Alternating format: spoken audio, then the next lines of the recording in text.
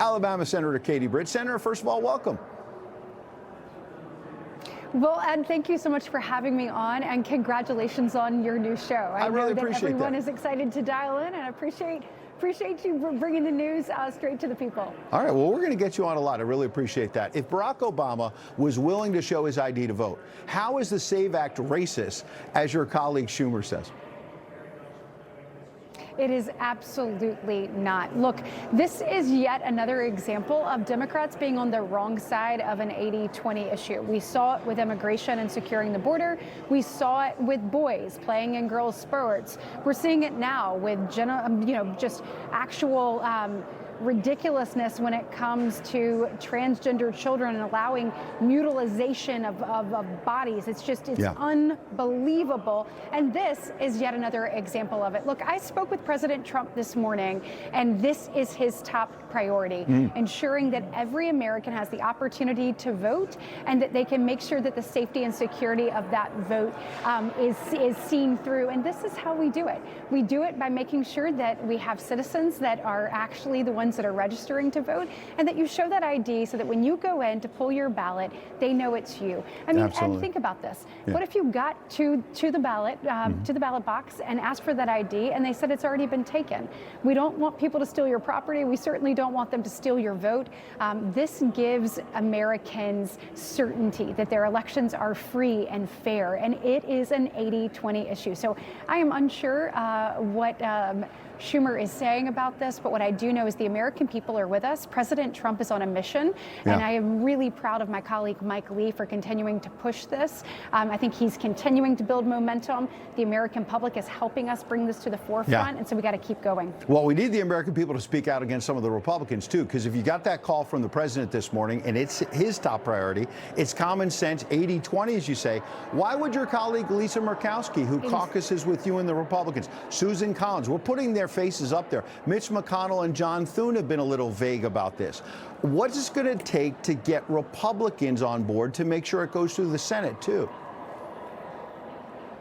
Look, we had a great conversation yesterday in Republican conference. We had it kind of laid out of like what this means and how we would do this. Mike Lee did a great job presenting this to the conference. A lot of good back and forth about how do we make sure that we get this done. So I feel good about the momentum we're building. I saw Senator Lee just put out that he has the 40th co-sponsor on this. So we need the American public to continue to speak up. We are certainly working it internally. President Trump said, look, we got to get this done now. He knows that Americans need confidence in their elections. And when you look, Ed, across the country, country after country after country requires ID to vote because they know how precious this is. They know what an incredible right this is, and they want to protect it for their citizens. Absolutely. That's what we should be doing. And look, Democrats are also asking for us to protect illegal immigrants at polling places, Ed.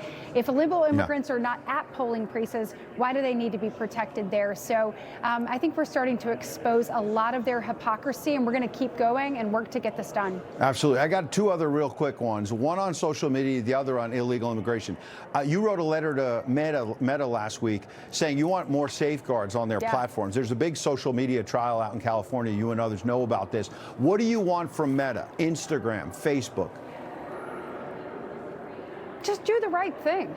Goodness gracious, if you can make these machines that obviously, attract young people and are able to do kind of almost the unthinkable, you can certainly put up the proper guardrails to keep our kids safe. Look, I am tired of sitting across from parent after parent who tells me about somebody taking advantage of their child online, that tells me about AI chatbots and what they've done to their children online, that tells me about their child buying something, a drug or a sextortion or all kinds of things online. They know what's happening.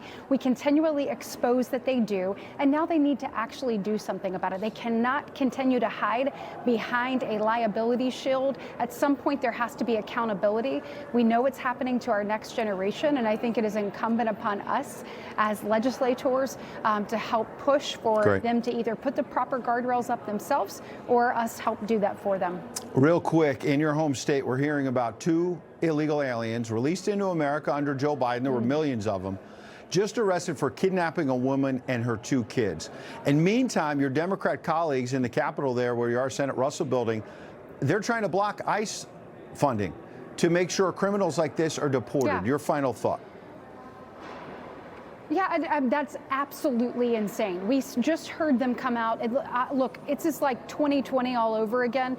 Defund the police. Now we're hearing them say defund ICE. Look, ICE works diligently to keep Americans safe. When we're thinking about criminal illegal aliens that continue to be released back into society, into communities because of lack of cooperation with regards to sanctuary cities, we've got a lot of work to do. We've got to make sure that ICE is fully funded. We got to make sure that we give them the tools to keep themselves safe and keep communities safe.